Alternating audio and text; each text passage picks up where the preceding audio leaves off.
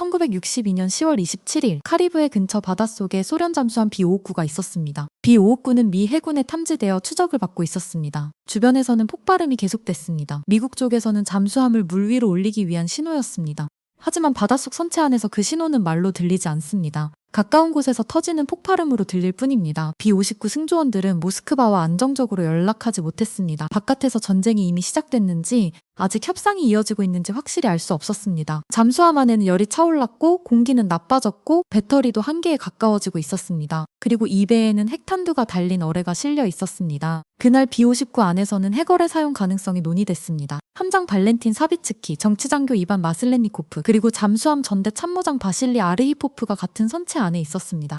아르히포프는 발사에 동의하지 않았습니다. B-59는 핵어뢰를 쏘지 않았고 결국 수면 위로 올라왔습니다.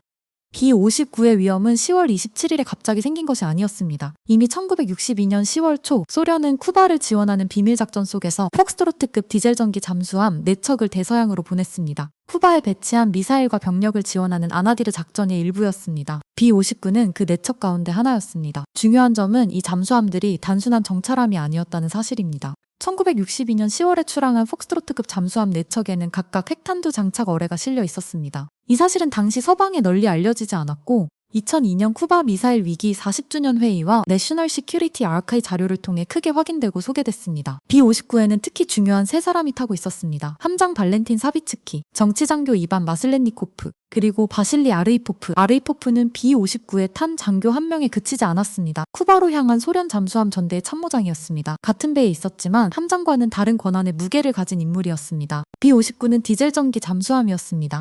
이런 잠수함은 오래 잠항할수록 문제가 곧장 사람의 몸으로 밀려옵니다. 배터리는 줄고 공기는 탁해지고 내부 온도는 올라갑니다. 핵무기도 멀리 떨어진 정치적 상징이 아니었습니다. 실제 선체 안에 실린 무기였습니다. 이 점이 B-59 사건의 출발점입니다. 핵전쟁의 위험은 정상들 사이의 말싸움만으로 커진 것이 아니었습니다. 핵무기를 실은 잠수함이 통신도 어렵고 판단도 좁아지는 수중작전 환경으로 들어간 순간 위험도 함께 움직이기 시작했습니다. B-59가 대서양을 지나고 있을 때 미국은 쿠바에 소련 미사일 배치를 공개했습니다. 위기는 이제 바다 위의 검문과 추적으로 옮겨갔습니다. 1962년 10월 22일 존 F 케네디 미국 대통령은 텔레비전 연설에 나섰습니다. 그는 쿠바 안에 소련 미사일 기지가 있다는 사실을 공개했습니다. 그리고 쿠바 주변 해상에서 소련 선박을 막는 조치를 발표했습니다. 미국은 이 조치를 봉쇄가 아니라 검역이라고 불렀습니다. 단어 하나도 신중하게 골랐습니다. 봉쇄라는 말은 전쟁 행위처럼 들릴 수 있었고 미국은 전면전으로 비치는 상황을 피하려 했습니다. 하지만 바다에서는 단어보다 배가 먼저 움직입니다. 10월 24일 미국의 쿠바 해상검역이 발효됐고 미 해군은 쿠바로 향하는 선박과 잠수함을 감시하고 추적했습니다. 이때 미 해군은 소련 잠수함을 수면 위로 올리기 위한 절차도 마련했습니다. 연습용 폭레나 작은 폭발 신호를 사용할 수 있다는 절차였습니다. 미국 쪽에서는 그것이 부상하라는 신호였습니다. 잠수함을 식별하고 물 위로 올려 확인하려는 방법이었습니다. 문제는 신호가 전달되는 방식이었습니다. 종이에 적힌 절차는 차분합니다. 하지만 물속에서 그 절차는 폭발음으로 도착합니다. 선체 가까이에서 반복되는 폭발음은 안에 있는 사람들에게 공격처럼 느껴질 수 있었습니다. 미국 측 절차 문서는 남아 있습니다. 다만 소련 잠수함 승조원들이 그 폭발 신호를 확실히 부상 요구 신호로 이해했다는 기록은 제한적입니다. 기록으로 확인되는 범위는 여기까지입니다. 중요한 건 그런 오해가 충분히 가능한 조건이었다는 점입니다. 한쪽은 통제된 절차라고 생각했습니다. 다른 쪽은 전쟁이 시작됐다는 신호로 받아들일 수 있었습니다. 그리고 그 잠수함 안에는 핵어뢰가 있었습니다. 봉쇄와 추적은 이렇게 문서 속 규칙에서 실제 압박으로 바뀌었습니다. 10월 27일 그 압박은 B-59의 선체 가까이까지 내려왔습니다. 1962년 10월 27일 B-59는 미 항공모함 USS 랜더프와 구축함들이 포함된 미 해군 전력에 탐지됐습니다. 이제 추적은 넓은 바다의 수색이 아니라 한 잠수함을 향한 직접 접촉이 됐습니다. 미 해군은 B-59를 부상시키기 위해 폭발 신호 또는 연습용 폭레를 사용했습니다. 미국 해군에게는 정해진 절차였습니다. 하지만 B-59 안에서는 그 폭발음이 선체를 타고 울렸습니다. 바깥에서 누가 어떤 의도로 폭발물을 떨어뜨렸는지 안에 있는 사람들이 곧바로 확인할 방법은 없었습니다. B-59는 모스크바와 안정적으로 교신하지 못했습니다. 잠수함은 물속에 들어가면 장거리 통신이 제한됩니다. 특히 추적을 받으며 장시간 잠항하는 상황에서는 중앙의 지시를 차분히 받고 바깥 정세를 확인하기가 더 어려워집니다. 승조원들은 바깥에서 전쟁이 시작됐는지 확신할 수 없었습니다. 그날은 쿠바 미사일 위기 전체에서도 가장 위험한 날로 자주 평가됩니다. 같은 날 쿠바 상공에서는 미국 U-2 정찰기가 격추됐고 조종사 루돌프 앤더슨이 사망했습니다. 하늘에서는 이미 사람이 죽었습니다.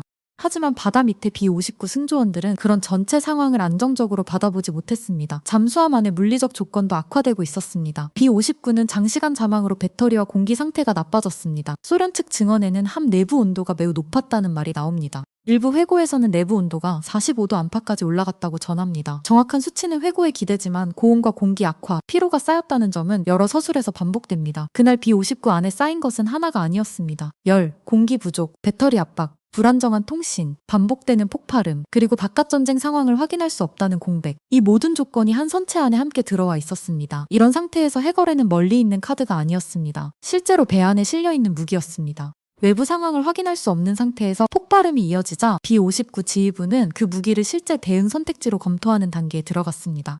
B-59 안에서 해거래 사용 가능성이 논의됐습니다. 소련 측 회고에 따르면 미 해군의 폭발 신호와 통신 단절 속에서 함장 발렌틴 사비츠키는 해거래 사용을 언급했습니다. 그 순간의 정확한 말과 세부 순서는 후대 증언과 연구에 기대고 있습니다. 하지만 확인된 결과는 분명합니다. 해거래 사용이 논의됐고 발사는 실행되지 않았습니다. 여기서 바실리 아르이포프의 위치가 중요해집니다. B-59에는 함장 사비츠키와 정치장교 마슬렌니코프가 있었습니다. 그리고 전대 참모장 아르이포프가 같은 배에 타고 있었습니다. 후대 연구와 소련 측 증언은 B-59에서 해거래를 발사하려면 이들의 동의 구조가 중요했다고 설명합니다. 특히 아르이포프의 동의가 결정적인 축이었다고 설명됩니다. 이 결정은 한 사람이 감정적으로 소리치고 다른 사람이 버튼을 막는 장면이 아니었습니다. 군함 내부의 승인 구조 안에서 움직였습니다. 함장, 정치장교, 전대 참모장의 판단이 맞물려야 했습니다. 그래서 아르이포프의 반대는 단순한 의견이 아니었습니다. 절차를 멈출 수 있는 자리에서 나온 비동이었습니다. 아르이포프는 이미 1961년 소련 핵잠수함 K-19 사고 당시에도 탑승했던 장교로 알려져 있습니다. B-59 사건 당시 그는 일반 승조원이 아니라 전대 참모장이었습니다. 위기 상황을 모르는 사람이 우연히 그 자리에 있었던 것이 아니라 실제 권한과 경험을 가진 장교가 그 선체 안에 있었습니다. 마지막 동의는 나오지 않았습니다. 아르이포프는 해거래 발사에 동의하지 않았습니다. B-59는 핵무기를 사용하지 않은 채 부상했습니다.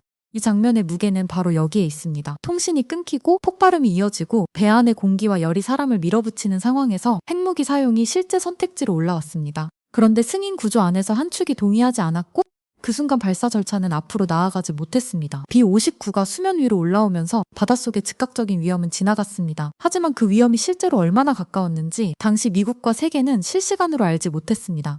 1962년 10월 28일 니키타 흐루쇼프 소련 공산당 제1서기는 쿠바의 소련 미사일 철수에 동의한다고 공개 발표했습니다. 전날까지 치솟던 위기는 정치적 결말 쪽으로 움직였습니다. 세계는 한 발 물러선 것처럼 보였습니다. 하지만 하루 전 바다 밑에서 벌어진 일은 당시 정책 결정자들이 제대로 알고 있던 위험이 아니었습니다. B-59에 해거래가 실려 있었다는 사실, 그리고 내부에서 해거래 사용 가능성이 논의됐다는 사실은 위기 당시 미국 정책 결정자들이 실시간으로 알고 있던 정보가 아니었습니다. 백악관과 크렘린이 메시지를 주고받는 동안 바닷속에서는 그들이 완전히 파악하지 못한 핵위험이 별도로 진행되고 있었습니다. 이 사건은 냉전 이후 특히 2002년에 크게 다시 알려졌습니다. 쿠바 미사일 위기 40주년 회의에서 소련 잠수함 관련 증언들이 공개됐고 B-59 사건은 서방 대중에게 핵전쟁 직전의 수중 위기로 재조명됐습니다. 내셔널 시큐리티 아카도 2002년 The Submarines of October 자료를 통해 미소 해군 접촉, 소련 잠수함 작전, 해거래 탑재 사실, 관련 증언을 정리해 공개했습니다. 바실리 아르이포프는 1998년에 사망했습니다. B-59 사건에서 그가 맡았던 역할은 사후에 국제적으로 더 널리 알려졌습니다. 사람들은 나중에야 그날 바다 밑에서 어떤 선택이 멈췄는지 알게 됐습니다. B-59 사건이 남긴 사실은 분명합니다. 핵위험은 최고 지도자의 결정만으로 관리되지 않았습니다. 현장의 통신이 끊기고 한쪽의 신호가 다른 쪽의 폭발음으로 도착하고 선체 안에 열과 공기가 사람을 몰아붙이고 그 안에 핵무기가 실려 있으면 핵전쟁은 실제 작전 선택지 가까이까지 내려옵니다. 그리고 그 선택지를 멈춘 것은 추상적인 평화 의지가 아니었습니다. B-59 안의 승인 구조, 그 구조 안에서 동의하지 않은 아르이포프의 판단, 그리고 발사 대신 부상을 택한 결과였습니다. 1962년 10월 27일 B-59는 해거래를 싣고 미 해군의 추적을 받았습니다. 모스크바와의 교신은 안정적이지 않았습니다. 잠수함 안에는 열과 공기 부족, 배터리 압박, 반복되는 폭발음이 쌓였습니다. 그 조건에서 해거래 사용 가능성이 논의됐습니다. 발사에는 함장 사비츠키, 정치장교 마슬렌니코프, 전대 참모장 아르이포프의 동의가 맞물리는 구조가 있었습니다. 아르이포프는 동의하지 않았고 B-59는 핵무기를 쓰지 않고 부상했습니다. 그날 멈춘 것은 버튼 하나가 아니었습니다. 통신 단절과 오판 가능한 신호, 선체 안의 물리적 압박이 핵전쟁으로 이어질 수 있었던 연결고리였습니다. 그 연결고리는 아르이포프의 비동의에서 끊어졌습니다.